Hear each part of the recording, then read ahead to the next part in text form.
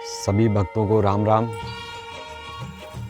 बाबा की महासमाधि के बाद उनकी कृपा से संबंधित भक्तों के अनुभवों की इस श्रृंखला में आज का अनुभव हमारे साथ विनीता जी ने साझा किया है। विनीता जी बताती हैं कि उनकी बेटी को वात रोग की समस्या हो गई, जिसके कारण उसके कमर से नीचे का हिस्सा काफ़ी फूल गया। वात रोग की समस्या में आप जानते हैं कि पैरों का हिस्सा काफ़ी फूल जाता है। उस फूले हुए हिस्सों में गांठों के उभार जैसे फूलापन आ गया। कई डॉक्टरों को उन्होंने दिखाया, लेकिन किसी के इलाज से कोई भी फ़र्क नहीं मिला। अंत में जिस डॉक्टर से इलाज हो रहा था, उन्होंने उस बिटिया को 4 दिसंबर 2017 को ऑपरेशन के लिए बुलाया।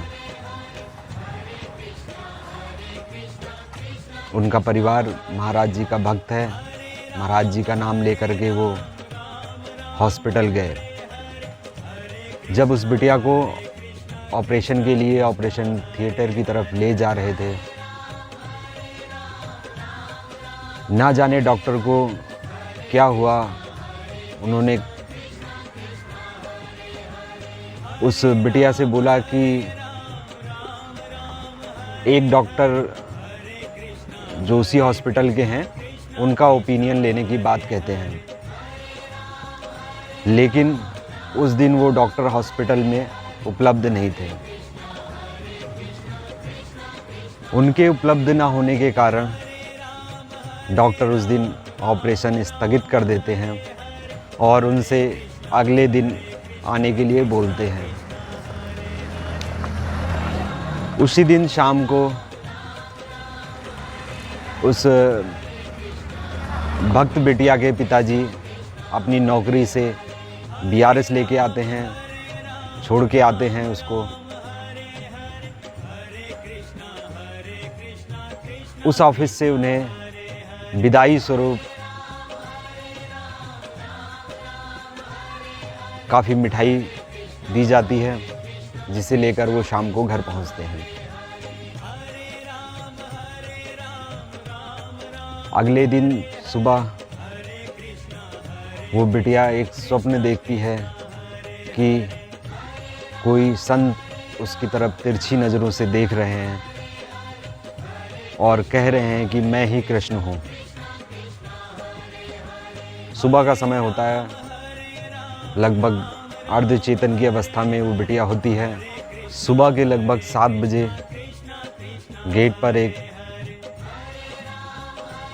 साधु आते हैं और तेज आवाज़ में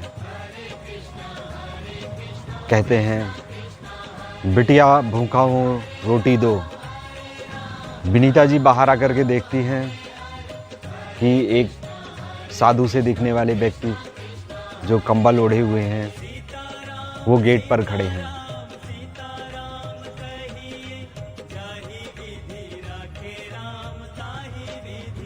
विनीता जी उनसे रुकने के लिए बोलती हैं और घर के अंदर आकर देखती हैं। घर में अभी कुछ बना नहीं था, क्योंकि सुबह के 7 बजे का समय था। रात की रोटी और सब्जी रखी हुई थी, ब्रेड रखी हुई थी, मिठाई रखी हुई थी, चाय बनाई उन्होंने। चाय, मिठाई और ब्रेड लेकर वो उन साधु से दिखने वाले व्यक्ति के पास पहुंची। मिठाई, ब्रेड और चाय को देखकर वो नाराज होकर के बोले, मैंने तुझसे रोटी मांगी थी, तू तो 56 भोग ले आई। विनीता जी बोलती हैं कि अभी कुछ बना नहीं है, घर में रात की रोटी और सब्जी रखी हुई है, बासी है, इस संकोच की वजह से मैं लेकर नहीं आई। वो बाबा उनसे कहते हैं कि जा रोटी पर नमक लगा के ले आ। विनीता जी अंदर जाती हैं और सोचती हैं कि नमक के साथ रोटी क्या दूं, रोटी और सब्जी लेकर के जाती हैं। वो बाबा वहीं गेट पर बैठे बैठे उस बासी रोटी और सब्जी का भोग ग्रहण करते हैं। ग्रहण करने के बाद वो विनीता जी से कहते हैं कि तुझसे दक्षिणा क्या मांगूं, तेरे पास तो धन है ही नहीं। अच्छा ऐसा कर, दक्षिणा में 1 रुपए ले आ। विनीता जी पुनः अंदर जाती हैं और फिर संकोच करती हैं कि 1 रुपए क्या दूं आज के समय में। तो वो 1 और 1 11 रुपए लेके जाती हैं। वो बाबा दक्षिणा स्वीकार करते हैं और कहते हैं, धन मांग, मैं ब्रह्मलोक से आया हूँ और तुझे धन देना चाहता हूँ। विनीता जी बड़े नम्र स्वर में उनसे कहती हैं कि आप हमें आशीर्वाद दीजिए, क्योंकि आशीर्वाद है तो सब कुछ है। घर के और लोग भी आते हैं, वो भी एक एक कर उन बाबा को दक्षिणा अर्पित करते हैं। विनीता जी की बिटिया भी आती है उन्हें दक्षिणा देने के लिए। जब वो गेट पर आती है तो वो बाबा उसके पैर छूते हैं और कहते हैं कि मैंने तो कन्यादान आज कर दिया।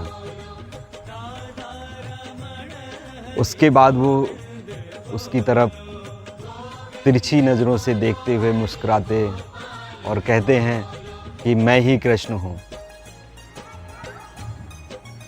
उस समय जैसे सबकी मति भ्रम हो गया हो, कोई भी उनकी इस बात को नहीं समझ पाया, किसी ने इस बात पे ध्यान नहीं दिया।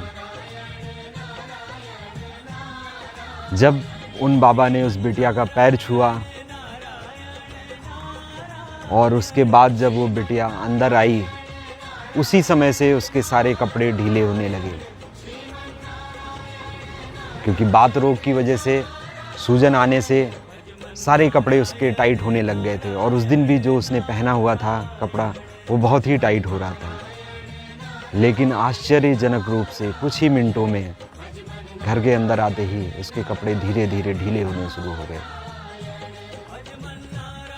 और कुछ समय के अंदर ही, कुछ घंटों के अंदर ही उसका पूरा सूजन खत्म हो गया। उसके शरीर में कोई भी स्वेलिंग, कोई भी गांठ नहीं रह गई। उस परिवार का ध्यान तब भी उनकी तरफ आकृष्ट नहीं हुआ। उन्होंने उन बाबा को एक सामान्य बाबा के रूप में अतिथि सत्कार किया। लेकिन उसके 3 वर्षों के बाद सन 2020 में जब वो माँ और बेटी बेला रोड स्थित दिल्ली में बाबा के धाम में जाते हैं, वहाँ पे महाराज जी की कई फ़ोटोएं लगी हुई हैं। उन फ़ोटो में से एक फ़ोटो जिसको देखते ही वो दोनों ठिठक जाते हैं, क्योंकि उस दिन आने वाले बाबा उसी तरह का कंबल ओढ़े हुए थे और वैसे ही गर्दन टेढ़ी करके बैठे थे। 3 साल के बाद उनको समझ में आया कि उस दिन आने वाले वो बाबा कोई और नहीं, बाबा नीप करोड़ी महाराज थे और उनकी कृपा से ही वो बिटिया रोग मुक्त हुई थी।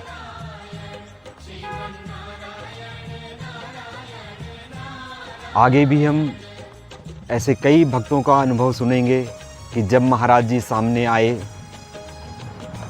तो वो भक्त उस समय कुछ भी नहीं समझ पाए, जैसे उनको मति भ्रम हो गया हो।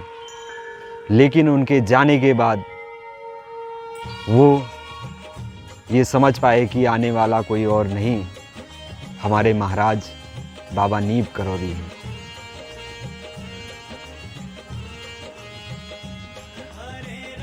कल भी मैंने आपको वीडियो में बताया था कि महाराज जी की इच्छा के बिना ना तो कोई उन्हें जान सकता है, ना कोई कुछ कह सकता है, ना कोई कुछ लिख सकता है। जो ध्यावे सो पावे।